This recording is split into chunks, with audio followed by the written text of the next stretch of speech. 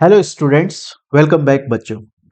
तो बच्चों आज हम शुरू करने जा रहे हैं अपना कोर्स और सबसे पहले हम लोग पढ़ेंगे जीएसटी पोर्शन, जिसके अंदर हम सबसे फर्स्ट चैप्टर जो हमारा है बेसिक्स ऑफ जीएसटी, ये हम पढ़ने वाले हैं। देखिए, इससे पहले आप लोगों की एक इंट्रोडक्शन क्लास हो चुकी है। उस इंट्रोडक्शन क्लास के अंदर हम लोगों ने देखा था, इस सब्जेक्ट का ओवरव्यू देख लिया था हम लोगों ने कि आखिर ये सब्जेक्ट कितने मार्क्स का है, कितने पार्ट्स में डिवाइडेड है। मैंने आपको बताया था इस सब्जेक्ट के अंदर एक तो हम पढ़ते हैं जीएसटी और एक हम पढ़ते हैं customs act. Customs act content wise भी कम है और मार्क्स के हिसाब से भी कम है। जीएसटी कंटेंट वाइज भी ज्यादा है और मार्क्स के अकॉर्डिंगली भी ज्यादा है। हमने अपनी इंट्रोडक्शन क्लास के अंदर देख लिया था कि कितने चैप्टर जीएसटी में है, कितने कस्टम्स में है और हमें किस तरीके से पढ़ना है। तो वो सब कुछ हम पूरा ओवरव्यू देख चुके हैं। आज से आपका कोर्स शुरू हो रहा है। सबसे पहले हम जीएसटी का पोर्शन स्टार्ट कर रहे हैं, जो कि बहुत इंपॉर्टेंट है, मेजर पोर्शन है। और उसमें सबसे पहले हम बात करने वाले हैं आज बेसिक्स ऑफ जीएसटी।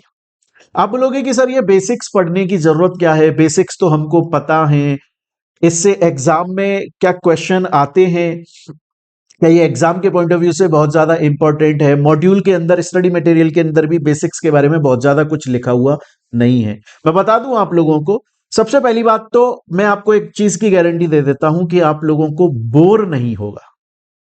बहुत इंटरेस्ट के साथ में, मजे के साथ में, कहानियों के साथ में, एग्जाम्पल्स के साथ में, रियल लाइफ एग्जाम्पल्स के साथ में, हर तरह से हम लोग पढ़ने वाले हैं। मजा आएगा, पहली बात। दूसरी बात, ये बेसिक्स जो हम आज स्टार्ट कर रहे हैं, जहां से कोर्स शुरू हो रहा है, इसको आप हल्के में ना लें। चाहे से आपने पहले कभी इसको पढ़ा हुआ है तो भी कोई दिक्कत नहीं है, बहुत ध्यान से पढ़िएगा, क्योंकि ये हमारा बेस बनाता है। आगे हम जो चैप्टर्स पढ़ेंगे, जो हम एडवांस लेवल पर जब जीएसटी को पढ़ना शुरू करेंगे, उसके लिए ये बेस बनाएगा आपका। इसलिए इसको डीप में पढ़ना बहुत ज्यादा जरूरी है। बड़े ध्यान से देखिएगा, मजा आएगा प्यारे बच्चों। अब देखिए, सबसे पहला क्वेश्चन आता है एक, मेरे से स्टूडेंट ये बोलता है कि सर मुझे ये बताइए टैक्स क्या होता है? What is tax? बड़े ध्यान से सुनिएगा बच्चों, एक एक कॉन्सेप्ट क्लियर कर दूंगा आप लोगों का। एक एक कॉन्सेप्ट क्लियर होने वाला है, लॉजिक समझ में आ जाएगा आपका कि आखिर मेन लॉजिक क्या है। रटना नहीं है कुछ भी, एक सिंगल चीज नहीं रटनी है आपको। सबसे पहला क्वेश्चन आता है कि सर आखिर टैक्स क्या होता है? ये टैक्स क्या होता है, इसके लिए ना आप एक कहानी सुनो, बड़ी छोटी सी और प्यारी सी कहानी है। आपको यह समझ में आ जाएगा क्लियर कि आखिर टैक्स होता क्या है। मजा आएगा। देखिए, एक बार की बात है प्यारे बच्चों, एक बार की बात है कि ये जो हमारा जेठालाल है, आपको पता ही होगा जेठालाल गढ़ा इलेक्ट्रॉनिक्स चलाता है, अपनी एक फर्म का मालिक है। इसने क्या किया, जेठालाल ने कुछ सामान इंपोर्ट किया। आप बोलोगे सर हम तो जीएसटी पढ़ रहे हैं, उसमें इंपोर्ट कहां से आ गया? मैं अभी आपको समझा रहा हूं टैक्स क्या होता है। टैक्स क्या होता है पहले आप ये समझो। एक बार की बात है प्यारे बच्चों, जेठालाल ने कुछ सामान, कुछ गुड्स इंडिया के अंदर इंपोर्ट किए। अब इंपोर्ट किए तो सरकार ने उससे बोला, गवर्नमेंट ऑफ इंडिया ने उससे बोला, जेठालाल आपने गुड्स इंपोर्ट किए हैं, क्योंकि आपने गुड्स इंपोर्ट किए हैं इसलिए आपको टैक्स पे करना पड़ेगा। और जेठालाल भाई जेठालाल, जेठालाल बोला सरकार, माई बाप, देखो पहले मैंने सामान खरीदा, उसमें मेरा पैसा चला गया, फिर मैंने इसको जब इंपोर्ट करा तो ये शिप से, वेसल से आया यहां पर, उसमें मेरा बहुत खर्चा लग गया, पहले ही बहुत खर्चा लग गया है। अब आप ये टैक्स की बातें करके मेरे दिल को ना दुखाओ। अब मेरे पास में पैसा नहीं है कि मैं आपको टैक्स के नाम पे दे सकूं। Please next time, request, thank you, ऐसे बोलने लगा ये जेठालाल। गवर्नमेंट बोला ओ सुन जेठिया, हम पूछ नहीं रहे हैं, हम ये नहीं बोल रहे कि तेरी मर्जी है क्या यार, मन कर रहा है क्या यार, तेरा मन कर रहा है तो भाई यार तूने इंपोर्ट करा है, प्लीज टैक्स दे दे। ये नहीं बोल रहे हैं हम बोल रहे हैं टैक्स देना पड़ेगा, टैक्स देना पड़ेगा, कंपलसरी है। मैंडेटरी है, जबरदस्ती है, देना ही पड़ेगा। Tax is compulsory extortion.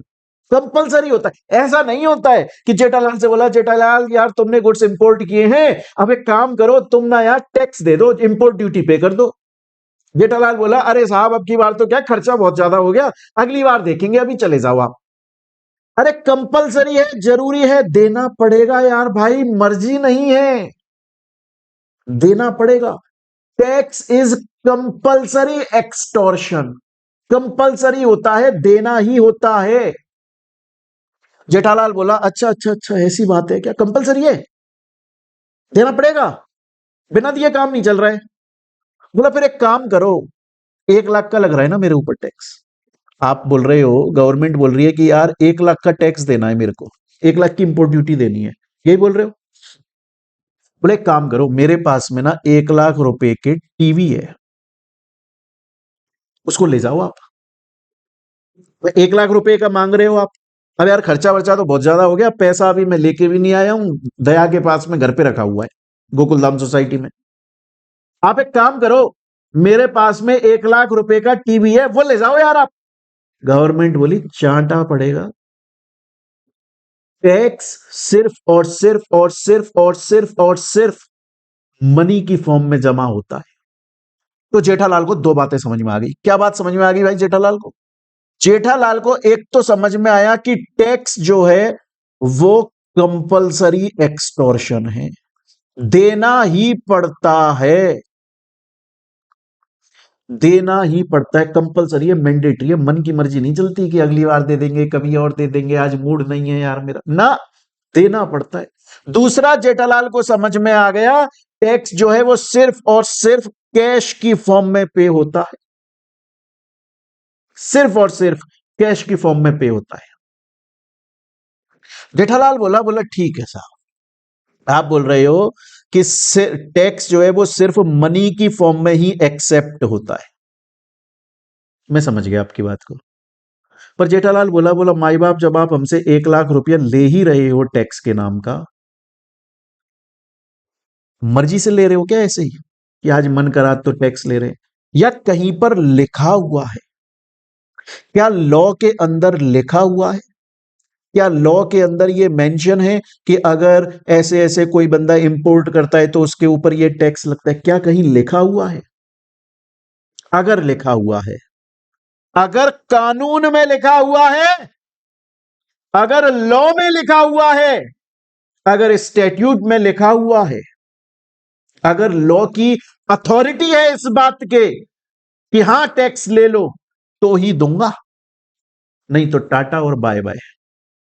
Government बोली देखो कस्टम्स एक्ट होता है, एक कस्टम्स एक्ट होता है, उसके अंदर लिखा हुआ है कि अगर तुमने गुड्स इंपोर्ट किए तो तुम्हारे ऊपर इंपोर्ट ड्यूटी लगेगी। अब जेठालाल को 3 बात समझ में आ गई, और जेठालाल को समझ में आ गया टैक्स क्या होता है। जेठालाल बोला देखो टैक्स का मतलब क्या है कि टैक्स एक कंपल्सरी एक्सटॉर्शन है, मतलब कंपल्सरी होता है, ऑप्शनल नहीं है, देना ही पड़ता है।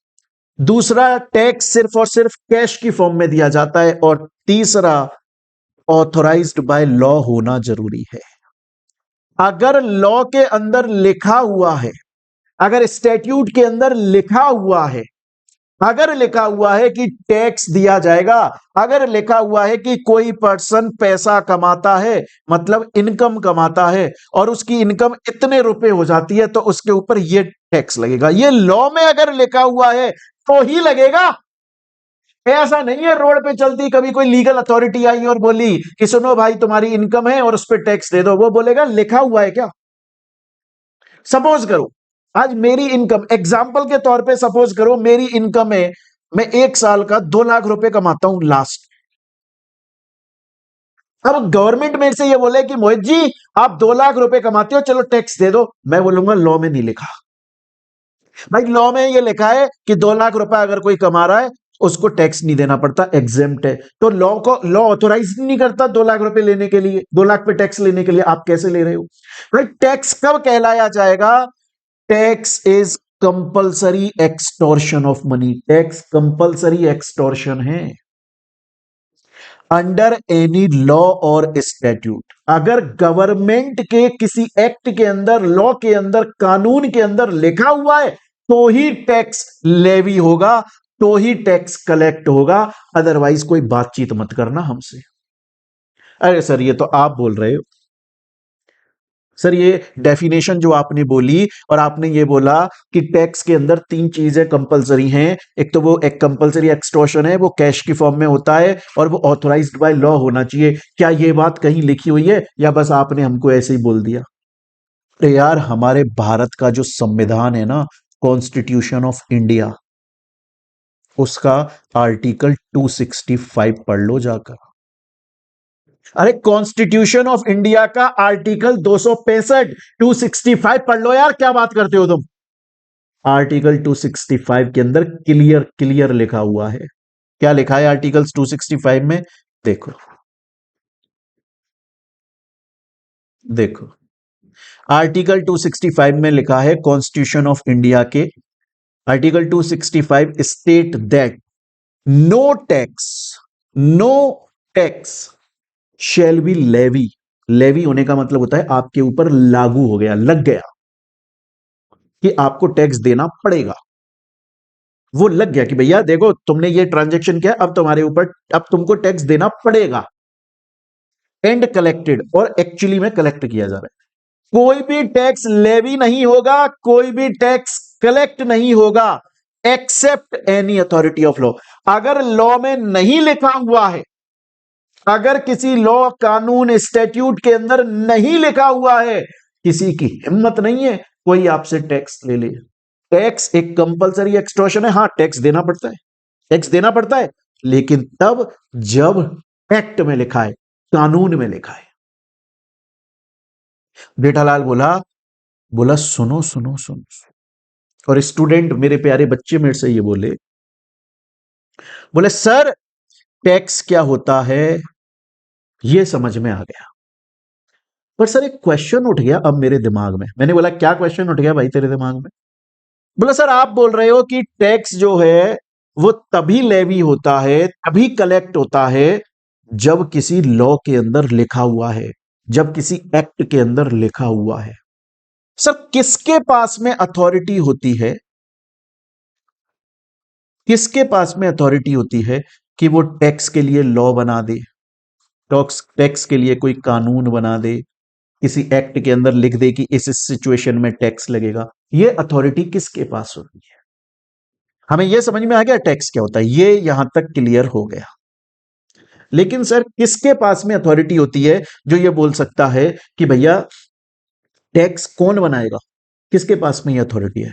बच्चों इसके लिए एक कहानी सुनिएगा, बड़ी ही मजेदार कहानी। आप बोलोगे सर कहानियां बहुत सुनाते हो, हाँ, क्योंकि कॉन्सेप्ट तभी पूरे अच्छे से क्लियर होगा और आपको लॉन्ग टाइम तक रिटेन रहेगा। और क्लास थोड़ी एंटरटेनिंग होनी चाहिए। एंटरटेनिंग का ये मतलब नहीं है कि हम अपने पॉइंट से भड़क जाए, नहीं, हम पॉइंट पे ही रहेंगे। हम पढ़ेंगे अपने काम की चीज को, बट पढ़ेंगे मजे से, है ना? पढ़ाई मजेदार हो तो मजा आता है। कोई गुनाह थोड़ी कर रहे हैं, पढ़ रहे हैं यार। चलिएगा दोस्त, एक बार की बात है बच्चों। अब हम क्या देख रहे हैं? हम ये देख रहे हैं, हमने ये पढ़ लिया टैक्स क्या होता है। अब हम ये देख रहे हैं कि आखिर टैक्स के लिए लॉ, टैक्स के लिए कानून कौन बना सकता है? कौन है ऑथोराइज्ड जो बोल सकता है कि ऐसे टैक्स लगेगा, वैसे टैक्स लगेगा, अब टैक्स लगेगा, तब टैक्स लगेगा? कौन है? एक बार की बात है कि बाहुबली, एक बार की बात है मेरे प्यारे बच्चों, बाहुबली ने देवसेना से पूछा, बाहुबली ने देवसेना से पूछा, यार देवसेना मेरे को ये बताओ कि आखिर टैक्स का लॉ, टैक्स के लिए कानून कौन बनाता है या बना सकता है? देवसेना बोली गवर्नमेंट बनाती है, गवर्नमेंट, सरकार। बाहुबली बोला अच्छा अच्छा अच्छा अच्छा अच्छा अच्छा अच्छा, मतलब टैक्स तभी कलेक्ट होगा, तभी लेवी होगा जब लॉ में, कानून में लिखा हुआ है। और लॉ में, कानून में कौन लिख सकता है कि भैया कब टैक्स लगेगा, कब नहीं लगेगा? सरकार, गवर्नमेंट। गवर्नमेंट ऑथोराइज्ड है, गवर्नमेंट के पास में पावर है कि वो ये लॉ के अंदर लिख दे, रूल बना दे कि टैक्स कब लगेगा, कब नहीं लगेगा। लेकिन फिर बाहुबली बोला, बोला गवर्नमेंट तो बहुत सारी होती है भैया, गवर्नमेंट तो सेंट्रल गवर्नमेंट भी होती है भैया, गवर्नमेंट सेंट्रल होती है, गवर्नमेंट स्टेट गवर्नमेंट होती है, लोकल गवर्नमेंट भी होती है, पंचायत समिति हो गई, म्युनिसिपल कॉर्पोरेशन हो गया, नगर पालिका हो गई, कौन सी गवर्नमेंट? बाहुबली ने देवसेना से बोला, देवसेना तुम ये बोल रही हो कि टैक्स के लिए लॉ बनाने में गवर्नमेंट ऑथोराइज्ड है, कौन सी गवर्नमेंट? गवर्नमेंट तो बहुत है, गवर्नमेंट तो बहुत है, सेंट्रल भी है, स्टेट गवर्नमेंट भी है, लोकल लेवल पे भी गवर्नमेंट होती हैं। देवसेना बोली, बोला देखो ऐसे फिक्स नहीं है, क्या है, ट्रांजैक्शंस हैं, केसेस हैं, सिचुएशंस हैं, कि अगर इस इस चीज के लिए टैक्स बनाना है तो सेंट्रल गवर्नमेंट बनाएगी, या इस चीज के लिए कोई टैक्स का लॉ लेकर आना है तो स्टेट गवर्नमेंट लेकर आएगी। और कुछ ऐसे ट्रांजैक्शन है जिनके लिए बोला गया है सेंट्रल और स्टेट दोनों मिलकर लॉ बनाएंगे। बोला देखो कुछ ना ट्रांजैक्शन है, कुछ ना सिचुएशंस हैं, कुछ ना ट्रांजैक्शंस हैं, कुछ ना सिचुएशंस है, कुछ ऐसे केसेस है, कुछ ऐसी सिचुएशन है, कुछ ऐसे ट्रांजैक्शंस हैं जिनके अंदर लॉ बनाने की पावर सिर्फ और सिर्फ सेंट्रल गवर्नमेंट के पास में है। कुछ ऐसे ट्रांजैक्शन है जिनके पास में लॉ बनाने की पावर, टैक्स का लॉ बनाने की पावर स्टेट गवर्नमेंट के पास में, और कुछ ऐसे ट्रांजैक्शन हैं जिनके अंदर सेंट्रल प्लस स्टेट गवर्नमेंट दोनों के पास में पावर है। और ये बात देवसेना बोली, बोला ये बात देखो कॉन्स्टिट्यूशन ऑफ इंडिया में लिखी हुई है, भारत के संविधान कॉन्स्टिट्यूशन ऑफ इंडिया के अंदर लिखी हुई है, आर्टिकल 246 में लिखी हुई है। जो हमारा भारत का संविधान है ना, कॉन्स्टिट्यूशन ऑफ इंडिया, उसका जो, उसमें बहुत सारे आर्टिकल है, उसका जो आर्टिकल 246 है, उसका article 246 of constitution of India, वो क्या बोलता है? वो ये बोलता है कि देखो तीन लिस्ट है, आर्टिकल 246 जो है कॉन्स्टिट्यूशन ऑफ इंडिया, उसके अंदर तीन लिस्ट है। एक लिस्ट है यूनियन लिस्ट, एक लिस्ट है स्टेट लिस्ट, और एक लिस्ट है कॉन्करेंट लिस्ट। यूनियन लिस्ट के अंदर वो केसेस, वो सिचुएशन, वो ट्रांजैक्शंस आते हैं जिनके अंदर सिर्फ और सिर्फ सेंट्रल गवर्नमेंट के पास पावर है। जो केसेस, जो सिचुएशन, जो ट्रांजैक्शंस यूनियन लिस्ट के अंदर मेंशन है, उसमें लिखा हुआ है कि यूनियन लिस्ट में जो जो मैटर आ रहे हैं उनके लिए लॉ सिर्फ और सिर्फ और सिर्फ और सिर्फ सेंट्रल गवर्नमेंट बना सकता है। इसी तरह से एक स्टेट लिस्ट है, उस स्टेट लिस्ट के अंदर भी कुछ केसेस, कुछ ट्रांजैक्शंस हैं, और लिखा हुआ है कि स्टेट लिस्ट के अंदर जो ट्रांजैक्शन, जो केसेस, जो सिचुएशन आ रही है उनके लिए लॉ सिर्फ और सिर्फ स्टेट गवर्नमेंट बना सकती है। और एक कॉन्करेंट लिस्ट है, मिक्स है। इस कॉन्करेंट लिस्ट के अंदर कुछ ऐसे ट्रांजैक्शंस हैं, कुछ ऐसी सिचुएशंस हैं जिसमें लिखा हुआ है कि भैया अगर इन सिचुएशन, इन मैटर के लिए अगर कोई, इन सिचुएशन या इन मैटर के लिए अगर कोई लॉ बनाना है तो सेंट्रल और स्टेट दोनों मिलके बनाएंगे। बोले जैसे एग्जाम्पल के तौर पे, बोला देखो जैसे एग्जाम्पल के तौर पे बात करें, जब नेशनल सिक्योरिटी की बात आ जाती है, जब नेशनल सिक्योरिटी की बात आ जाती है, या कभी डिफेंस सिस्टम की बात आ जाती है, तो उस केस में सेंट्रल गवर्नमेंट जो है वो ही काम करता है। हालांकि आप बोलोगे sir national security, defence system पे तो बहुत सारी चीजें ऐसी होती हैं जिन पे टैक्स नहीं लगता, बट मैं आपको बता रहा हूं यूनियन लिस्ट के अंदर बेसिकली एग्जाम्पल दे रहा हूं एक। अब इसमें अगर हम बहुत डीप में चले जाएंगे फिर तो हम पॉलिटी पढ़ने लग गए, जो आप लोगों ने कभी 9th-10th में पढ़ी होगी या यूपीएससी के लिए पढ़ रहे होंगे आप। मैं आपको बता रहा हूं कि यूनियन लिस्ट के अंदर जैसे एग्जाम्पल के तौर पे डिफेंस सिस्टम है, आज राफेल खरीदना है, ये तो सेंटर ही डिसाइड करेगी ना। नेशनल सिक्योरिटी की बात आ गई बॉस, नेशनल सिक्योरिटी की बात आ गई। लेकिन अगर आप बात करो सर एल्कोहल के ऊपर, एल्कोहल पे जीएसटी नहीं लगता है, मैं मान रहा हूं, टैक्स तो लगता है, और हर स्टेट अपना अपना टैक्स लगाता है।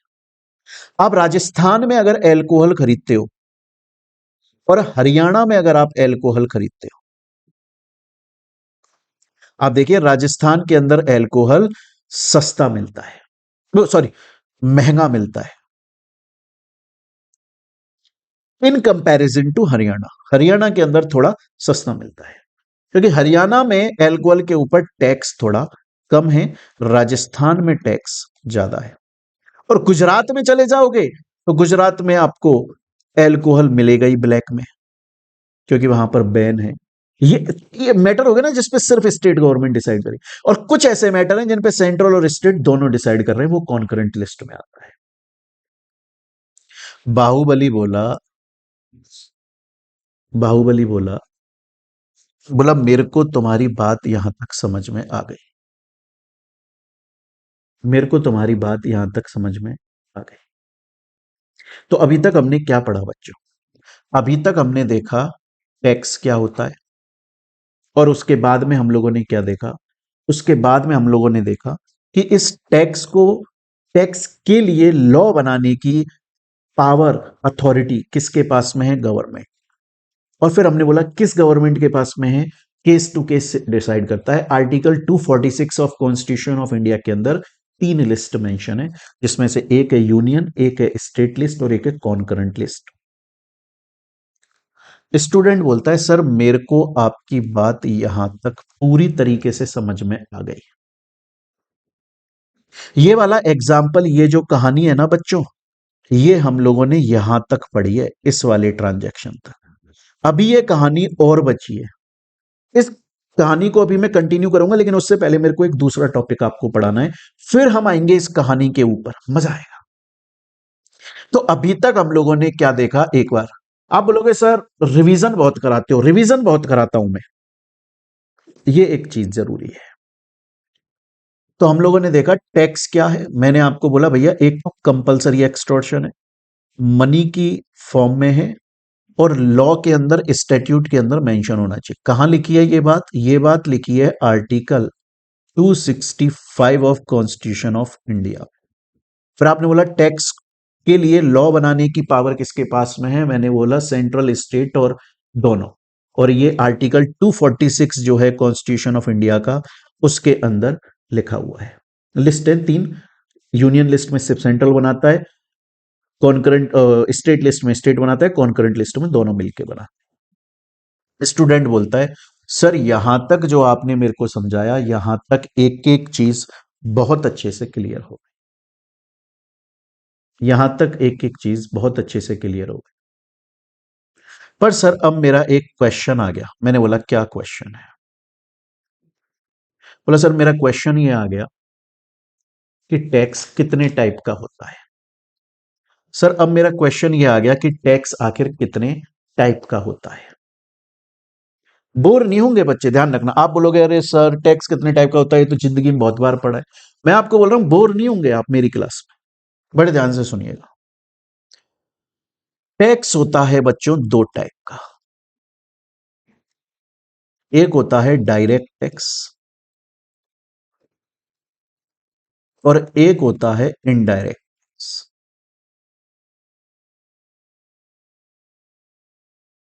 अब ये क्या होता है, बड़े ध्यान से सुनिए। डायरेक्ट टैक्स का मतलब होता है जिसके ऊपर, जिसके ऊपर टैक्स लेवी हो रहा है वही पे कर रहा है, वो अपने बर्डन को किसी के ऊपर ट्रांसफर नहीं कर सकता, कर ही नहीं सकता, क्योंकि डायरेक्ट है कि भैया सुन गवर्नमेंट बोल रही है तेरे ऊपर टैक्स लगा तू ही देगा, बात खत्म। इनडायरेक्ट टैक्स वो है जो कि जिस पर्सन पे लग रहा है वो अपने उस बर्डन को दूसरे के ऊपर ट्रांसफर कर देता है। एग्जाम्पल के तौर पे, एग्जाम्पल के तौर पे मैं मोहित बंसल सर, आपके मोहित बंसल सर, आपके घर में आपके मम्मी पापा भैया बहन कोई भी जो बिजनेस करते हैं या जॉब करते हैं, वो क्या कमाते हैं? सर वो कमाते हैं रोकड़ा, पैसा, धन दौलत, लक्ष्मी जी, पैसा कमाते हैं सब लोग। तो उसे हम क्या बोलेंगे सर? हम उसे बोलते हैं उनकी इनकम। तो इनकम के ऊपर क्या लगता है सर? इनकम के ऊपर लगता है टैक्स, जिसे हम बोलते हैं इनकम टैक्स। फिर आपके पापा, आपकी मम्मी, मेरे पापा, मेरी मम्मी, कोई भी, अगर उन्होंने, उनकी कोई पर्सनल इनकम है तो उनके ऊपर टैक्स लगेगा। तो क्या मेरे पापा अपने बर्डन को किसी और पे ट्रांसफर कर देंगे? क्या मेरी इनकम पे जो टैक्स लग रहा है वो इससे भरवा लेना? नहीं, ये डायरेक्ट टैक्स है। आपने कमाया, आप पे करोगे। आपने कमाया ना, आप पे करोगे, बात खत्म। डायरेक्ट टैक्स वो टैक्स है जो कि जिसके ऊपर एप्लीकेबल हो रहा है उसी को पे करना है, उसी को पे करना है बाबूजी। इनडायरेक्ट टैक्स, इनडायरेक्ट टैक्स बड़ा सिंपल है। इनडायरेक्ट टैक्स बड़ा सिंपल है। मैं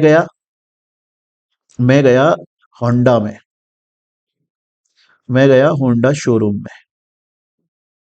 होंडा शोरूम में जाकर मैंने बोला, मैंने कहा साहब मेरे को एक एक्टिवा लेनी है। वो बोले हाँ एक्टिवा दे देंगे आपको, क्या दिक्कत है? मैंने बोला, मैं होंडा शोरूम में गया, मैंने बोला साहब मेरे को एक एक्टिवा लेनी है। बोला एक्टिवा दे देंगे यार, क्या प्रॉब्लम है? मैंने कहा कितनी की है? बोला यार 1 लाख रुपए की है। मैंने कहा ठीक है, फिर 1 लाख रुपए की है तो कोई दिक्कत नहीं। बोला लेकिन इसके ऊपर 18% का टैक्स लगेगा, जीएसटी। तो ये टोटल 1,18,000 की है। मैंने बोला यार जीएसटी किस पे लग रहा है? मैंने पूछा जीएसटी, बोला जीएसटी लग तो हम पे रहा है क्योंकि हम माल बेच रहे हैं ना, तो हमारे ऊपर जीएसटी लग रहा है जो कि हमें गवर्नमेंट को जाके जमा कराना है। तो मैंने कहा फिर लेकिन ये पे कौन करेगा? बोला पे आप करोगे, आप खरीद रहे हो ना। भाई शोरूम वाला पता है मेरे से क्या बोला? शोरूम वाला बोला भाई साहब मोहित जी एक बात बताओ, आप अपने घर पे बैठे थे? मैंने हाँ। चाय पी रहे थे। बोला यार कौन आया मेरे शोरूम पे? मैंने कहा साहब मैं आया आपके शोरूम पे। बोला यार एक्टिवा किसको खरीदनी है? मैंने साहब मेरे को खरीदनी है। बोला कितने रुपए की है? मैंने साहब 1 लाख रुपए की है। बोला अब मैं तुम्हें 1 लाख रुपए की मोहित जी एक्टिवा बेचूंगा तो उस पे मुझे टैक्स देना है गवर्नमेंट को, नहीं देना है? मैंने देना पड़ेगा, कंपलसरी एक्सटॉर्शन है साहब, देना पड़ेगा। तो बोला मोहित जी आपने चाय पीना क्यों छोड़ा? क्यों आए घर से यहाँ? क्यों खरीद रहे हो इसको? आपकी वजह से 18,000 रुपए मेरे को टैक्स देना पड़ रहा है, आप भरोगे। एप्लीकेबल मेरे ऊपर हो रहा है, शोरूम वाले के ऊपर। किसके ऊपर? एक्टिवा शोरूम, होंडा शोरूम वाले के ऊपर एप्लीकेबल हो रहा है। लेकिन वो बोल रहा है मोहित जी 18,000 मैं आपसे लूंगा, तो आप मुझे सिर्फ 1 लाख रुपए पे नहीं करोगे, आप मुझे 1,18,000 रुपए दोगे। उस 1 लाख को तो देखो मैं अभी इस गले में डाल दूंगा, और 18,000 रुपए को मैं गवर्नमेंट को जाके जमा कराऊंगा। मतलब मेरे ऊपर एप्लीकेबल हो रहा था, उस होंडा शोरूम वाले के ऊपर एप्लीकेबल हो रहा था, उसने अपना बर्डन ट्रांसफर करा किस पे? मेरे ऊपर। Indirect tax, indirect tax. आ रही है मेरी बात समझ में? तो डायरेक्ट टैक्स क्या है? डायरेक्ट टैक्स वो है कि भैया जिसके ऊपर ये इंपोज हो रहा है वो डायरेक्टली खुद गवर्नमेंट को पे करेगा, वो सेम पर्सन होगा। मतलब जिसके ऊपर इंसिडेंस आया टैक्स का और वो इंपैक्ट वो पे कर रहा है वो सेम है। जबकि यहां पर क्या होता है, यहां पर डिफरेंट पर्सन हो जाते हैं। मतलब एप्लीकेबल किसके ऊपर हो रहा था, इंसिडेंस किसके ऊपर आया था टैक्स का? होंडा शोरूम के ऊपर। लेकिन कौन उसको भुगत रहा है, कौन पे कर रहा है? कस्टमर, मैं पे कर रहा हूं, इनडायरेक्ट टैक्स। अच्छा अब एक क्वेश्चन आता है, अब एक क्वेश्चन आता है, बड़े ध्यान से सुनिएगा, बड़ा क्वेश्चन आता है। मुझको एक बात बताइएगा, मैं एक क्वेश्चन पूछ रहा हूं यार तुमसे, मैं आपसे एक क्वेश्चन पूछता हूं बच्चों।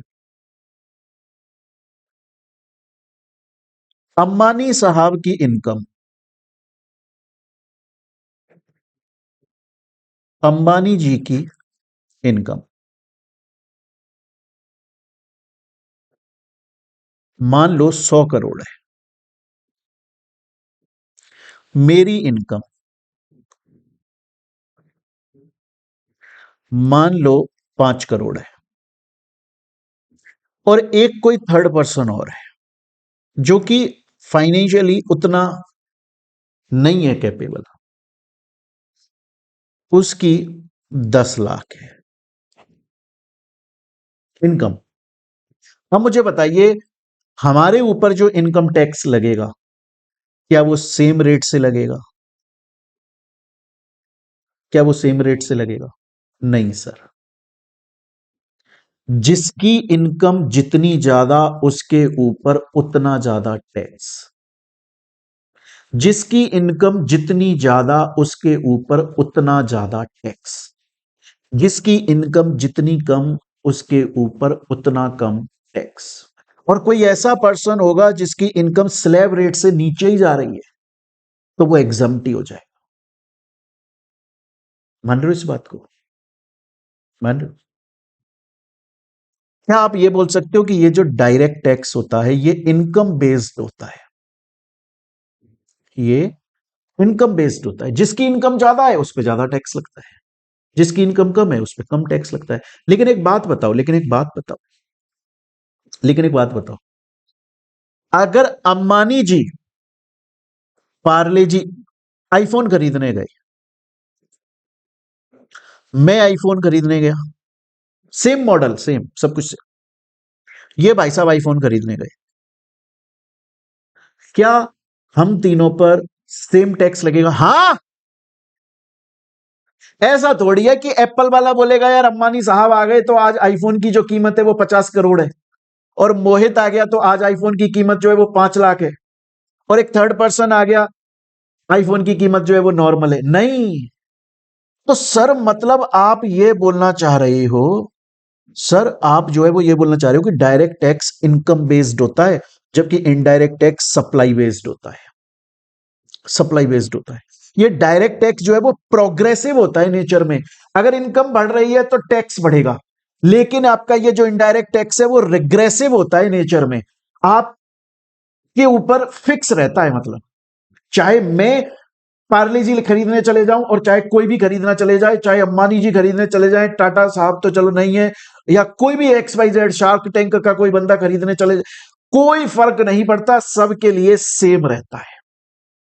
स्टूडेंट बोलता है सर मुझे समझ में आ गया, डायरेक्ट टैक्स जो है वो डायरेक्टली लगता है, इनडायरेक्ट टैक्स जो है वो बर्डन ट्रांसफर हो जाता है। ये इनकम बेस्ड है, ये सप्लाई बेस्ड है, इसके अंदर बर्डन ट्रांसफर नहीं किया जा सकता, इसके अंदर बर्डन जो है वो ट्रांसफर हो जाता है। हमने पढ़ा अभी, ये भी हमें समझ में आ गया कि ये प्रोग्रेसिव होता है, मतलब टैक्स प्रॉफिट ज्यादा इनकम ज्यादा टैक्स ज्यादा, इनकम कम टैक्स कम। लेकिन ये जो है वो रिग्रेसिव है, इसके अंदर कोई ऐसा बदलता नहीं है, सबके लिए सेम रहता है। अच्छा एक चीज बताओ, एक चीज बताओ, अगर अगर आज मेरी इनकम मेरी मेरी अगर आज मेरी इनकम बढ़ जाती है तो क्या मार्केट में उसकी वजह से प्रोडक्ट्स की प्राइस बढ़ जाएगी? नहीं सर, कैसी बात कर रहे हो ना। अच्छा मेरी इनकम कम हो जाती है तो क्या उसकी वजह से मार्केट के प्रोडक्ट्स की प्राइस कम? यार नहीं यार, कैसी कैसी उल्टी सीधी बातें करते हो सर आप भी। मतलब ये जो डायरेक्ट टैक्स है जो मेरी इनकम पे लग रहा है, इसकी वजह से प्राइस अफेक्ट नहीं होती? नहीं, क्यों अफेक्ट होगी? सिर्फ आप ही अफेक्ट हो गया अकेले? प्राइस मार्केट में सबके लिए प्राइस कैसे अफेक्ट हो जाएगी? अच्छा लेकिन अगर इनडायरेक्ट टैक्स बढ़ गया तो क्या प्राइस अफेक्ट होती है? ऑब्वियसली होती है सर। सपोज करो ना जीएसटी 18% लग रहा था सर, इसलिए आप 1 लाख रुपए की एक्टिवा के लिए 1,18,000 पे कर रहे थे, 80 करते हैं 18,000 कर रहे थे। लेकिन अगर आज जीएसटी 28% लगने लग जाए तो प्राइस चेंज हो गई सर, मैं 1,28,000 पे करूंगा। तो बिल्कुल बोला जा सकता है सर इसकी वजह से प्राइस अफेक्ट नहीं होती, बट इससे तो ऑब्वियसली होती है ना। आप देखो बहुत बार मार्केट में जाकर आदमी क्या बोलता है, यार महंगाई बहुत बढ़ गई, कंपनियां लूट रही हैं, लूट मची हुई है हर जगह पे। अरे भाई महंगाई कहां बढ़ी? टैक्स बढ़ गया, उसकी वजह से प्राइस बढ़ गई। टैक्स बढ़ गया, उसकी वजह से प्राइस बढ़ गई। मैं अभी रिसेंट की बात बताता हूं आपने न्यूज में भी सुना होगा, पॉपकॉर्न खाते हो ना आप, पॉपकॉर्न। अब आपको पता है पॉपकॉर्न के ऊपर 3 तरह का टैक्स लगता है, पता है आपको? पॉपकॉर्न के ऊपर 3 तरह का टैक्स लगता है। कैसे? अगर पॉपकॉर्न है सॉल्टेड, नमक वाला, और अगर वो पैक नहीं है, मतलब किसी पैकेजिंग के अंदर नहीं आ रहा है, ऐसे बस खुले में किसी कागज में या जो होता है उसमें डाल के दे दिया, जैसे आप इसमें जाते हो, थिएटर में जाते हो मूवी देखने के लिए, तो उसमें किसी वो पैक नहीं है, खुले डब्बे में डाल के दे दिया, उस पे लगेगा 5%। लेकिन अगर वही सॉल्टेड पॉपकॉर्न अगर पैक्ड है तो उस पे लगेगा 12% टैक्स। और अगर उस पॉपकॉर्न के ऊपर चीनी आ गई, शुगर, तो वो कैरामल पॉपकॉर्न बन जाएगा, कैरामल पॉपकॉर्न, और उसके ऊपर टैक्स लगेगा 18%। ऐसा क्यों? क्योंकि गवर्नमेंट बोल रही है कि ये जो सॉल्टेड है ना, इसको तो नमकीन की कैटेगरी में मान रहे हैं, लेकिन जो कैरेमल पॉपकॉर्न है ना, इसके ऊपर चीनी आ गई तो इसे हम शुगर की कैटेगरी में मान रहे हैं, 18% टैक्स लगेगा। अब आप एक चीज बताओ, आप पॉपकॉर्न खरीदने गए, अगर खुले डब्बे में ले रहे हो तो आपको कितने का मिलेगा? मान लो 100 रुपए का है वो, 5 रुपए का टैक्स, तो 105 का मिलेगा। लेकिन वही चीज अगर आपने पैक्ड में ले ली तो 112 का लगेगा। और अगर उसमें चीनी वीनी वाला कैरेमल पॉपकॉर्न है तो 118 का मिलेगा। तो यही तो बात बोली जा रही है कि भैया प्राइस अफेक्ट होती है। अच्छा, दूसरी बात मैं आपको बताऊं, डायरेक्ट टैक्स के अंदर जो इनकम पे टैक्स लग रहा है, डायरेक्ट टैक्स, पूरा पैसा गवर्नमेंट, सेंट्रल गवर्नमेंट को जाता है। जबकि अभी मैं आपको आगे पढ़ाऊंगा, इनडायरेक्ट टैक्स है जैसे जीएसटी है, उसमें कुछ पैसा तो सेंट्रल के पास में जाता है और कुछ पैसा स्टेट के पास में जाता है। आ रही है मेरी बात यहां तक समझ में? अच्छा, इसके अलावा इनकम टैक्स पे आप देखो, इसमें असेसमेंट ईयर का एक केस होता है। जैसे सपोज करो ईयर चल रहा है आपका 2025-26, कब स्टार्ट हुआ था ये स्टार्ट हुआ था 1 अप्रैल 2025 को। कब खत्म हुआ था? 31 मार्च 2026 को। अब नेक्स्ट ईयर स्टार्ट हो गया 1 अप्रैल 2026 से 26-27। इस ईयर के अंदर बंदे ने जो इस प्रीवियस फाइनेंशियल ईयर में जितना पैसा कमाया उसके ऊपर इनकम टैक्स लगेगा। तो इसमें असेसमेंट ईयर का कॉन्सेप्ट होता है। नेक्स्ट मतलब जिस ईयर की इनकम के ऊपर टैक्स लग रहा है उसकी नेक्स्ट वाली ईयर को असेसमेंट ईयर बोलते हैं। भाई ईयर खत्म हो जाएगा तभी तो पता चलेगा पूरी साल में कितना पैसा कमाया उसने, स्लैब के अंदर आ रहा है कि नहीं आ रहा। इनडायरेक्ट टैक्स में ऐसा नहीं होता, वो बोलता है आज बिका, जमा कराओ, बिका ना सामान, जमा करो।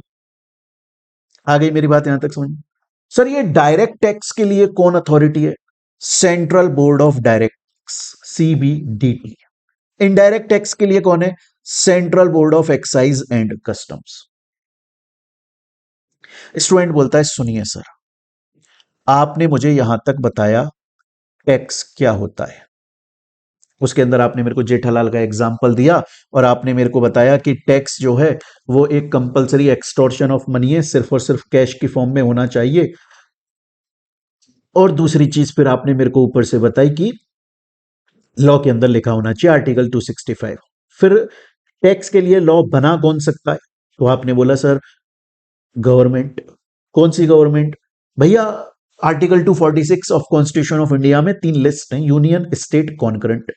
यूनियन लिस्ट के अंदर जो आइटम्स आ रहे हैं, जो सिचुएशंस हैं, जो केसेस हैं, उनके लिए सिर्फ सेंट्रल। जो स्टेट लिस्ट में आ रहे हैं उनके लिए सिर्फ स्टेट। जो कॉन्करेंट में आ रहे हैं उसमें सेंट्रल स्टेट दोनों मिक्स। स्टूडेंट बोलता है हमको समझ में आ गया, यहां तक क्लियर हो गया। फिर आपने यह भी बताया सर कि डायरेक्ट और इनडायरेक्ट टैक्स क्या होता है, यह आपने मेरे को क्लियर कर दिया, यह आपने मुझे क्लियर कर दिया। लेकिन सर मेरा एक क्वेश्चन है, सर ये जो जीएसटी हम पढ़ रहे हैं ये कौन सा टैक्स है? अब ये क्वेश्चन पूछोगे ना तो उठ जाओ, नींद में मत रहो। जीएसटी कौन सा टैक्स है? डायरेक्ट टैक्स, वो सॉरी इनडायरेक्ट टैक्स। अभी अभी समझाया ना, अभी अभी समझाया ना। अच्छा, आपने मेरे से क्लास खरीदी,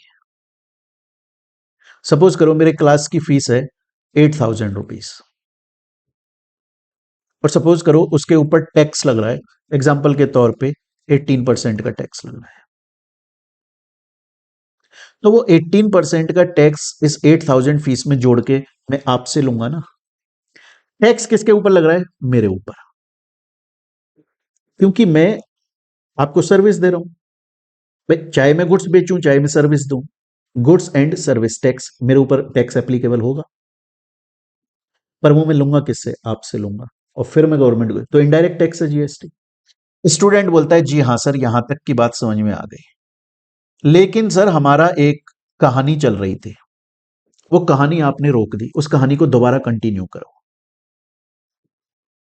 जब बाहुबली ने देवसेना से पूछा कि देवसेना देवसेना बेबी सोना, मुझे ये बताओ कि ये टैक्स के लिए लॉ बनाने की अथॉरिटी किसके पास में होती है? बोला साहब टैक्स के लिए लॉ बनाने की अथॉरिटी जो होती है वो गवर्नमेंट के पास में होती है। और फिर उसने 3 लिस्ट के बारे में बता दिया देवसेना ने।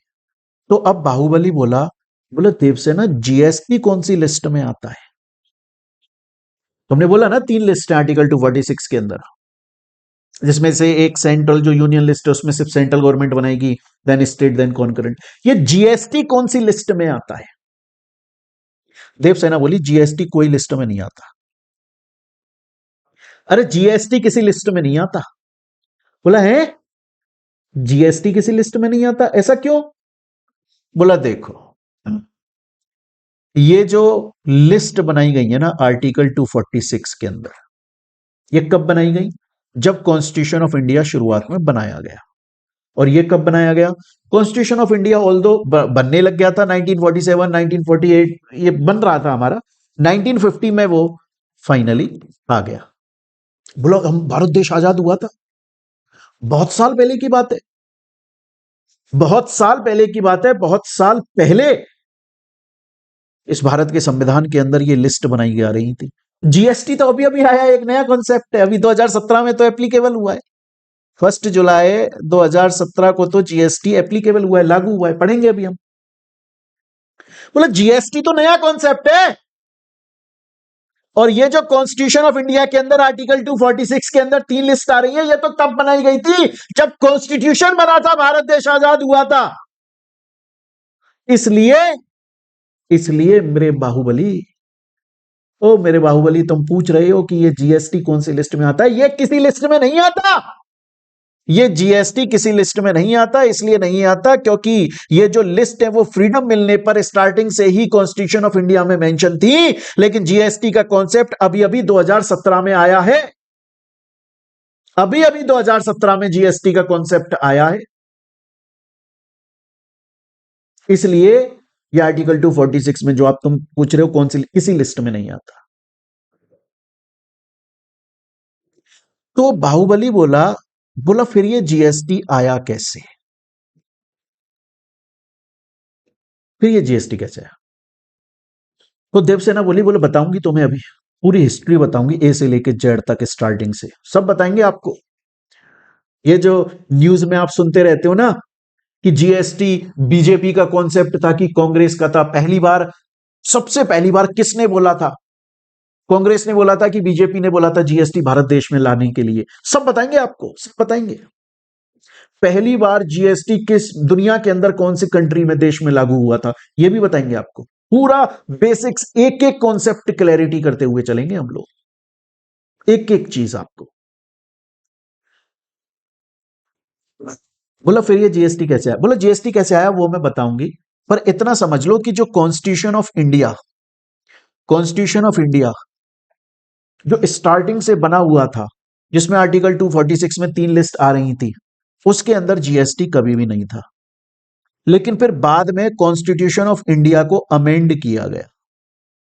ऐसे कर देते हैं कॉन्स्टिट्यूशन ऑफ इंडिया को अमेंड, जब जब जरूरत लगती है भारत सरकार कर देती है। कैसे होता है वो सब पढ़ेंगे अभी हम। बोला कॉन्स्टिट्यूशन ऑफ इंडिया को ना अमेंड किया गया था, कॉन्स्टिट्यूशन ऑफ इंडिया को अमेंड किया गया था। और फिर अमेंड करने के बाद में कॉन्स्टिट्यूशन ऑफ इंडिया के ये जीएसटी को कॉन्स्टिट्यूशन ऑफ इंडिया के अंदर डाला गया, डाला गया। बोला मेरे को पूरा समझाओ आखिर ये कैसे हुआ, कब हुआ, क्या बात हो गई थी, कोई दिक्कत हो गई थी क्या? बोला सब कुछ समझ लो, ये जीएसटी आखिर कैसे आया, और ये भी बताएंगे क्यों आया। पहले आपको बता देते हैं कैसे आया, पहले आपको बता देते हैं ये जीएसटी आखिर कैसे आया, फिर हम देखेंगे क्यों आया, क्या वजह थी इस जीएसटी को लाने की। क्या इससे पहले और टैक्स एप्लीकेबल नहीं होते थे? कौन कौन से टैक्स एप्लीकेबल होते थे, उनमें क्या दिक्कत थी, उनमें क्या प्रॉब्लम थी? और जीएसटी आने से क्या फायदा हो गया, क्या इंटेंशन था जीएसटी, ये आपको जानना बहुत जरूरी है, अदरवाइज तो फिर क्या पढ़ रहे हो आप। सबसे पहले अब हम देखेंगे कि आखिर ये जीएसटी जो है वो कैसे आया। तो अभी तक एक बार हमने कितना पढ़ा इतना समझो। हमने पढ़ा टैक्स क्या होता है, हमने पढ़ा कि वो अथॉरिटी कौन है जो टैक्स के लिए लॉ बना सकती है, फिर हमने 3 लिस्ट के बारे में पढ़ा, और फिर हमने टाइप ऑफ टैक्स पढ़ लिया, फिर हमने ये पढ़ लिया जीएसटी स्टार्टिंग से बने हुए कॉन्स्टिट्यूशन ऑफ इंडिया की किसी लिस्ट में नहीं था। वो कैसे आया पहले ये सुन लो, फिर क्यों आया देखेंगे। देखिए, बात है 2000 की, बात है ईयर 2000 की। उस वक्त हमारे, मेरी बात को बड़े ध्यान से सुनिएगा, बात है ईयर 2000 की। उस वक्त हमारे प्रधानमंत्री थे अटल बिहारी वाजपेयी। कौन सी गवर्नमेंट चल रही थी sir, BJP, Bharatiya Janata party.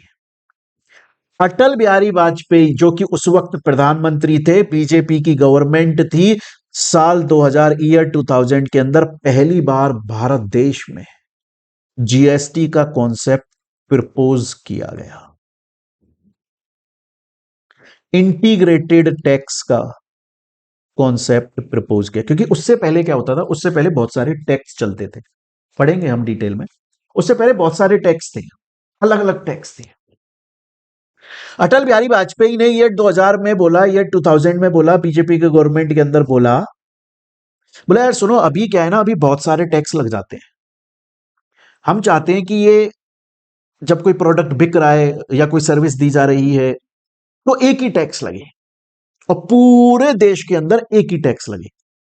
तो हम चाहते हैं इंटीग्रेटेड टैक्स का कॉन्सेप्ट आ जाए, वन नेशन वन टैक्स का कॉन्सेप्ट आ जाए, वन नेशन वन टैक्स का कॉन्सेप्ट आ जाए। ये ईयर 2000 में बोला अटल बिहारी वाजपेयी ने, और इवन अटल बिहारी वाजपेयी ने उसके लिए 2003 में एक टास्क फोर्स भी बनाई, एक टास्क फोर्स भी बनाई, जिसको कौन लीड कर रहा था, जिसको उस वक्त के फाइनेंस मिनिस्टर, जिसको उस वक्त के फाइनेंस मिनिस्टर मिस्टर विजय एल केलकर। ये विजय एल केलकर जो हमारे फाइनेंस मिनिस्टर हैं, कोई छोटे मोटे आदमी नहीं थे, ज्ञानी आदमी थे साहब, ज्ञाता थे, ज्ञाता, फाइनेंस के मतलब ज्ञाता थे ये, बहुत ज्ञाता थे। जैसे मनमोहन सिंह जी को इकोनॉमिक्स में माना जाता है ना, इनको भी मतलब काफी माना जाता है। मनमोहन सिंह जी चलो बहुत बड़ा नाम हो गया, पर ये भी मतलब ऐसे कम तो नहीं थे, इनको भी खूब नॉलेज थी। ईयर 2003 के 2000 में, ईयर 2000 के अंदर अटल बिहारी वाजपेयी जो प्रधानमंत्री थे, जो बीजेपी गवर्नमेंट के अंदर, उन्होंने पहली बार ये कॉन्सेप्ट जो है वो प्रपोज किया कि one nation one tax, integrated tax, GST को लाया जाए। और इसके लिए 2003 में उन्होंने एक टास्क फोर्स बना दी, जिसको कौन लीड कर रहा था, विजय एल केलकर लीड कर रहे थे, जो उस वक्त के फाइनेंस मिनिस्टर। क्या होता था कि बहुत सारी कमिटीज बनती है ना, तो जिस कमिटी को जो बंदा लीड कर रहा होता है, उस बंदे के नाम पे कमिटी का नाम पड़ जाता है। तो विजय केलकर जी इसको लीड कर रहे थे। उनका क्या काम था, उनका काम था कि भैया तुम एक ड्राफ्ट बनाओ कि आखिर इंडिया में जीएसटी कैसे लाया जा सकता है, क्या क्या रूल्स होने चाहिए, थोड़ा इसका ड्राफ्ट बनाओ। इवन उन्होंने एक साल बाद 2004 के अंदर एक रिपोर्ट भी दी थी। ईयर 2000 के अंदर उन्होंने एक आइडिया भी दिया था, ईयर 2000 के अंदर उन्होंने आइडिया भी दिया था मिस्टर विजय एल केलकर ने। लेकिन फिर क्या हुआ, फिर चुनाव हो गए, चुनाव हो गए तो बीजेपी गवर्नमेंट हार गई, और बीजेपी गवर्नमेंट हार गई तो कांग्रेस आ गई।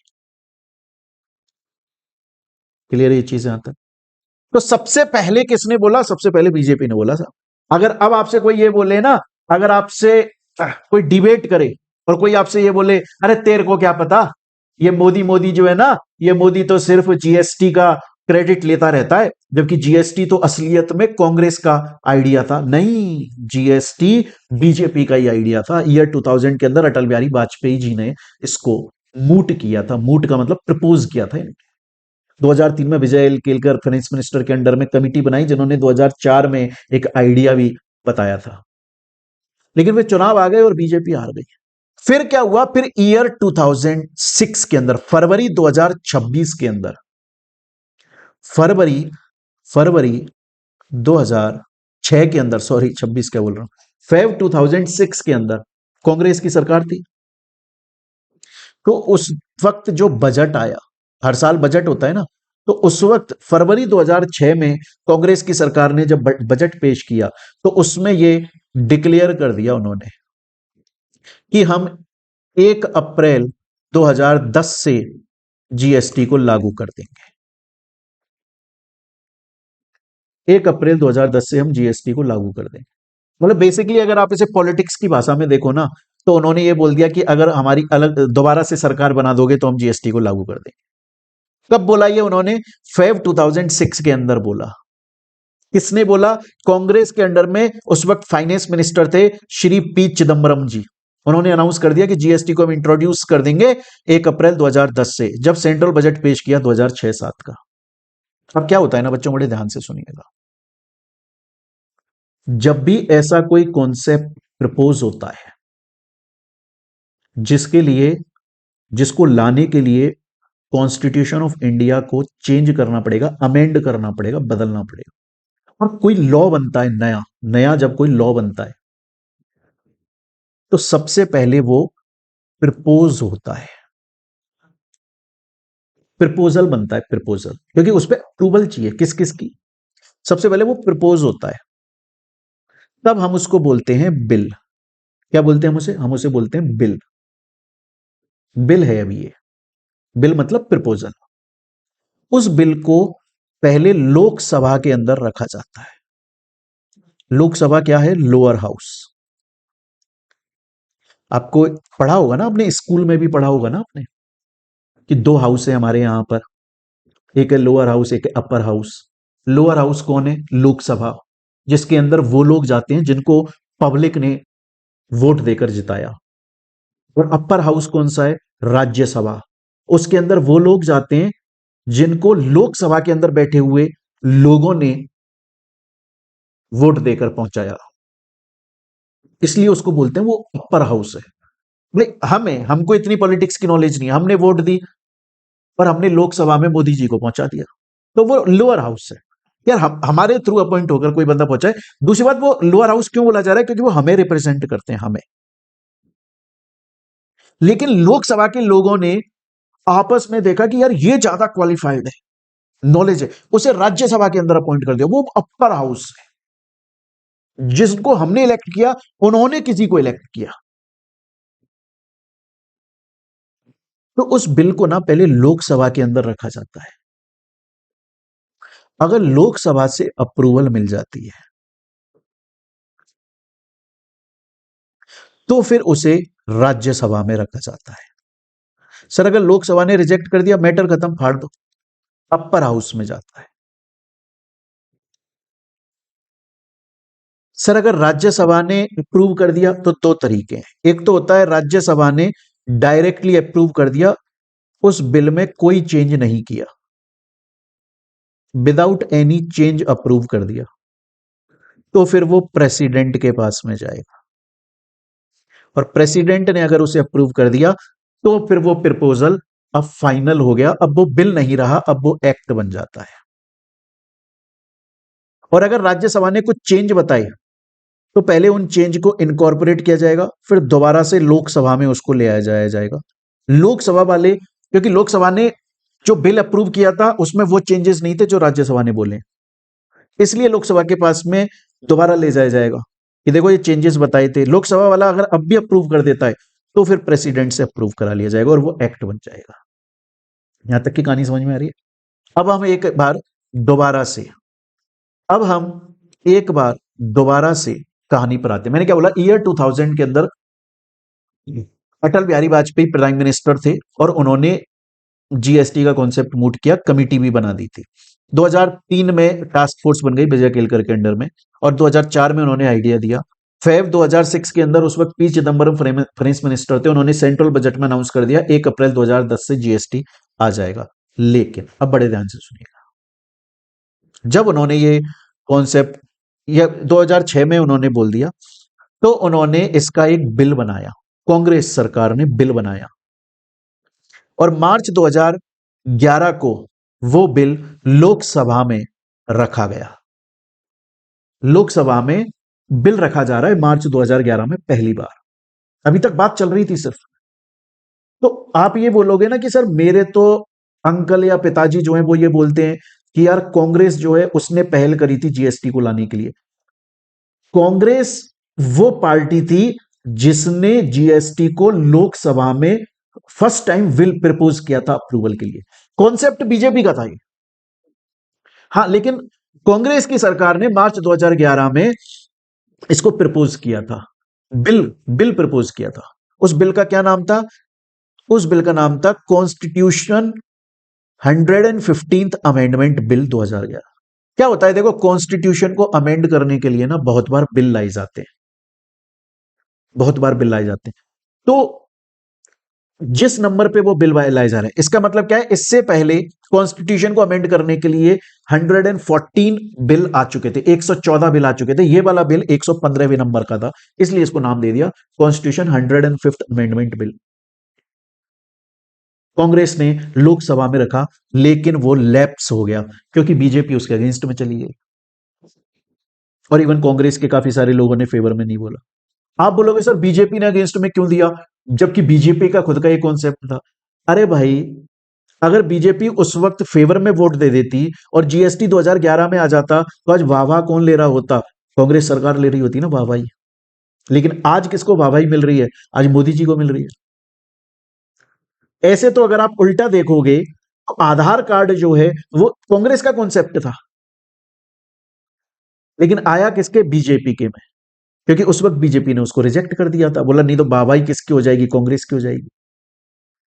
तो पहली बार जो बिल प्रपोज हुआ मार्च 2011 में 115th अमेंडमेंट बिल, लेकिन वो रिजेक्ट हो गया। फिर उसके बाद क्या हुआ? मार्च 2013 में जीएसटीएन बनाया गया। ये जीएसटीएन क्या होता है मैं समझाऊंगा। अभी पहले इस स्टोरी को कंप्लीट करते हैं। तो बेसिकली बात यह हुई कि 2000 में पहले प्रपोज हुआ, बीजेपी ने किया, काम नहीं बना। 2006 में कांग्रेस की सरकार में पी चिदंबरम फाइनेंस मिनिस्टर ने बोला 1 अप्रैल 2010 से इंट्रोड्यूस कर देंगे, नहीं हो पाया। मार्च 2011 में जीएसटी के लिए बिल प्रपोज किया गया लोकसभा में, लेकिन वो लैप्स हो गया। अब साहब चुनाव हो गए, और चुनाव हो गए तो कांग्रेस सरकार 2014 आ गया अब, और बीजेपी जीत गई, और बहुत भारी संख्या से जीती। और मोदी मोदी मोदी मोदी, हर हर मोदी, घर घर मोदी हो गया। बड़ा खतरनाक क्रेज हुआ 2014 में। आज जितना है उससे तो बहुत ज्यादा था। पागल हो गए लोग भाई, पागल हो गए थे लोग। आ रही है मेरी बात समझ में? फिर बीजेपी ने इसको प्रपोज किया। अब क्या था, आप बड़े ध्यान से सुनिएगा। जब कांग्रेस ने प्रपोज किया था ना, तो कांग्रेस पूर्ण बहुमत से नहीं जीती थी। पूर्ण बहुमत से नहीं जीती थी कांग्रेस की। क्या मिलीजुली सरकार थी कि उतने एमएलए वहां से खरीद लिए, उतने वहां से खरीद लिए, उस पार्टी का साथ ले लिया। तो वो अकेली कांग्रेस डिसीजन नहीं ले सकती थी, दूसरी पार्टी को खुश रखना होता था। 2014 में बीजेपी खुद पूर्ण बहुमत से जीती, तो बीजेपी बोली अब हमें किसी और पार्टी से कुछ लेने की जरूरत नहीं, हमारी खुद की सरकार है, हम इतने पावरफुल हैं, इतने वोट आए, हम खुद ही जो चाहें वो डिसीजन ले लें। तब उन्होंने उसे प्रपोज किया। तो कब प्रपोज किया बीजेपी ने? बीजेपी ने उसको प्रपोज किया, बड़े ध्यान से सुनिएगा। बीजेपी ने उसको प्रपोज किया दिसंबर 2014 में। दिसंबर 2014 में उसे प्रपोज किया, जो कि 122nd अमेंडमेंट बिल था। 19 दिसंबर 2014 को प्रपोज हुआ। तो उससे पहले 123 बिल आ चुके थे। अब ये जो बिल था वो 122nd अमेंडमेंट बिल था। 2014 में प्रपोज हुआ। 2015 6 में 2015 को लोकसभा ने इसको अप्रूव कर दिया। 3 अगस्त 2016 को राज्यसभा ने इसे अप्रूव कर दिया, लेकिन कुछ चेंजेस के साथ में अप्रूव करा। तो मैंने क्या बोला, अगर चेंज आ जाते हैं तो दोबारा से लोकसभा से अप्रूव कराया जाता है। दोबारा लोकसभा से अप्रूव कराया। फिर उसके बाद में स्टेट लेजिस्लेचर से भी अप्रूव कराया और इंडिया के प्रेसिडेंट से भी अप्रूव कराया। जब लोकसभा की अप्रूवल मिल गई, राज्यसभा की मिल गई, प्रेसिडेंट की मिल गई, तब जाकर ये जो बिल था ये एक्ट बन गया। अब ये कौन सा एक्ट बना? Constitutional amendment, constitutional 101st amendment act 2016।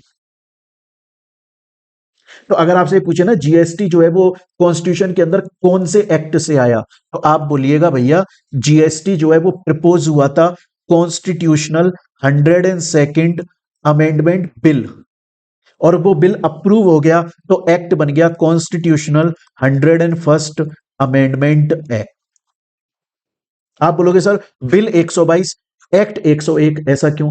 अरे भाई बिल प्रपोज होता है तो जरूरी थोड़ी है एक्सेप्ट हो जाए, अगर वो रिजेक्ट हो गया तो वो एक्ट नहीं बना ना, लेकिन बिल तो रहा, बिल तो रहा ना, वो एक्ट नहीं बना। इसलिए बिल हमेशा ज्यादा होते हैं क्योंकि बहुत सारे बिल रिजेक्ट हो जाते हैं, लेकिन जो पास हो जाते हैं वो एक्ट बनते हैं। क्लियर ये चीज यहां तक? स्टूडेंट बोलता है सर मेरे को ये समझ में आ गया जीएसटी कैसे आया, जीएसटी कैसे आया ये समझ में आ गया। सर अगर सोचो एग्जाम में क्वेश्चन आ जाए बाई चांस, सर सपोज अगर एग्जाम में क्वेश्चन आ जाता है और क्वेश्चन ये आ जाता है what is constitutionality of GST, GST की कॉन्स्टिट्यूशनलिटी क्या है, मतलब कॉन्स्टिट्यूशन ऑफ इंडिया के अंदर जीएसटी के लिए कहां लिखा हुआ है, कैसे लिखा हुआ है, तो आप बोलोगे भैया जीएसटी के लिए देखो 122 constitution 102nd amendment bill propose हुआ था और फिर वो अप्रूव होके कॉन्स्टिट्यूशनल 101st अमेंडमेंट एक्ट बन गया। ये कॉन्स्टिट्यूशन के अंदर मैं बात कर रहा हूं, कॉन्स्टिट्यूशन के अंदर। इवन आप ये भी बोलोगे कि कॉन्स्टिट्यूशन के अंदर जब आप आर्टिकल 246A सब आर्टिकल 1 को पढ़ोगे तो उसमें कॉन्करेंट पावर दी हुई है जिसमें सेंट्रल और स्टेट दोनों के पास में पावर है कि वो जीएसटी लेवी कर सकते हैं, कलेक्ट कर सकते हैं। और आर्टिकल 246A सब आर्टिकल 2 के अंदर जो है वो सिर्फ सेंट्रल गवर्नमेंट के पास में पावर है। स्टूडेंट बोलता है लेकिन सर अभी तो आपने बोला था कि जीएसटी किसी लिस्ट में डिफाइंड नहीं है। नहीं थी यार, लेकिन जब 122nd 122वें नंबर का कॉन्स्टिट्यूशनल अमेंडमेंट बिल आया जो कि अप्रूव होकर कॉन्स्टिट्यूशनल 101st अमेंडमेंट एक्ट बन गया, तो उसके बाद में उसे कॉन्स्टिट्यूशन में डाला गया, उसके बाद में जीएसटी को कॉन्स्टिट्यूशन के अंदर डाला गया और एंट्री भी डाली गई कि आर्टिकल 246A सब आर्टिकल 1 के अंदर कॉन्करेंट पावर है, सेंट्रल स्टेट दोनों जीएसटी लेंगे। और आर्टिकल 246 सब आर्टिकल 2 के अंदर डाला गया कि सिर्फ सेंट्रल लेगी पावर। वो कब होता है वो मैं समझाऊंगा, कौन से केसेस होते हैं जिसमें सेंट्रल स्टेट दोनों लेते हैं, कौन से होते हैं जिसमें सिर्फ सेंट्रल लेती है। स्टूडेंट बोला सुनो सुनो सुनो सुनो सुनो सुनो, आपने सर आज समझाया टैक्स क्या होता है, जेठालाल के थ्रू आपने समझाया, फिर आपने समझाया सर बाहुबली और देवसेना से बात करके कि टैक्स का लॉ कौन बनाता है, फिर आपने हमको ये 3 लिस्ट समझाई आर्टिकल 246 में, फिर आपने हमें टैक्स के टाइप समझाए, मजा आ गया सर। फिर उसके बाद में सर आपने हमको बताया कि ये जीएसटी की कहानी क्या है, आखिर ये जीएसटी कैसे कैसे कैसे कैसे, कैसे आया, ये समझ में आ गया सर। फिर सर एक बात बताओ, आपने बोला, मेरे को एक बात बताओ सर, आपने बोला कि कॉन्स्टिट्यूशनल 101st अमेंडमेंट एक्ट 2016, इसके थ्रू जीएसटी का कॉन्सेप्ट इंट्रोड्यूस हो गया इंडिया में। हालांकि जीएसटी का खुद का एक्ट अलग है, मैं कॉन्स्टिट्यूशन के अंदर बात कर रहा हूं, भारत के संविधान के अंदर जो चेंज हुआ वो 2016 में अप्रूव होकर एक्ट बन गया। तो क्या फिर सर भारत के जो कॉन्स्टिट्यूशन है, कॉन्स्टिट्यूशन ऑफ इंडिया भारत का संविधान, उसके अंदर जीएसटी के लिए कोई एक आर्टिकल डाला गया? हाँ, अब आए हो मुद्दे की बात पे, अब आए। Article 366 sub article 12A of constitution of India, ये कब डाला गया? जब कॉन्स्टिट्यूशन एक्ट आ गया, जब जीएसटी इंडिया में इंट्रोड्यूस हो गया, उसके बाद में article 366 sub article 12A of constitution of India introduce किया गया। क्या लिखा है, क्या बोलता है वो? अब बड़े ध्यान से सुनिएगा बच्चों, बहुत ध्यान से सुनिएगा। ये जो मैं अब जीएसटी की डेफिनेशन आपको बताने वाला हूं, ये पूरे जीएसटी में काम आने वाली है, बड़े ध्यान से सुनिएगा।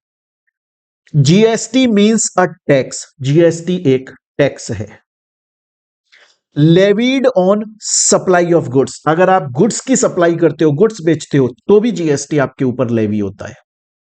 और सर्विसेज, चाहे से आप सर्विसेज की सप्लाई करते हो तो भी जीएसटी एप्लीकेबल होता है। और बोथ, या फिर आप दोनों, एक तो होता है कि मैंने सिर्फ गुड्स दिए या मैंने सिर्फ सर्विस दिए, या अगर मैंने दोनों दिए, हर केस में जीएसटी अप्लाई होता है, चाहे से गुड्स की सप्लाई हो रही है, चाहे से सर्विस की सप्लाई हो रही है, चाहे से दोनों की सप्लाई हो रही है, जीएसटी एप्लीकेबल होता है। कहां पर लिखा है? कॉन्स्टिट्यूशन ऑफ इंडिया के आर्टिकल 366 सब आर्टिकल 12A के अंदर। कब लिखा गया? जब कॉन्स्टिट्यूशन अमेंडमेंट एक्ट आ गया, जब जीएसटी इंट्रोड्यूस हो गया। बिल कौन सा था? 102nd बिल था। एक्ट कब था? 101st अमेंडमेंट एक्ट था। फिर कॉन्स्टिट्यूशन में कहां लिखा गया? आर्टिकल 366 सब आर्टिकल 12 में क्या लिखा गया? जीएसटी एक टैक्स है जो कि चाहे से आप गुड्स की सप्लाई करते हो, चाहे से सर्विस की सप्लाई करते हो, चाहे से गुड्स सर्विस दोनों की सप्लाई करते हो, यह आपके ऊपर एप्लीकेबल होगा। लेकिन alcoholic liquor for human consumption, उस पर जीएसटी कभी नहीं लगेगा। यहां पर आपको एक बात समझने की है, जब हम अभी आगे जीएसटी को एडवांस लेवल पर पढ़ेंगे ना, तो मैं आपको बताऊंगा कि कुछ ऐसे आइटम्स हैं जिनके ऊपर जीएसटी नहीं लगता, आज नहीं लगता।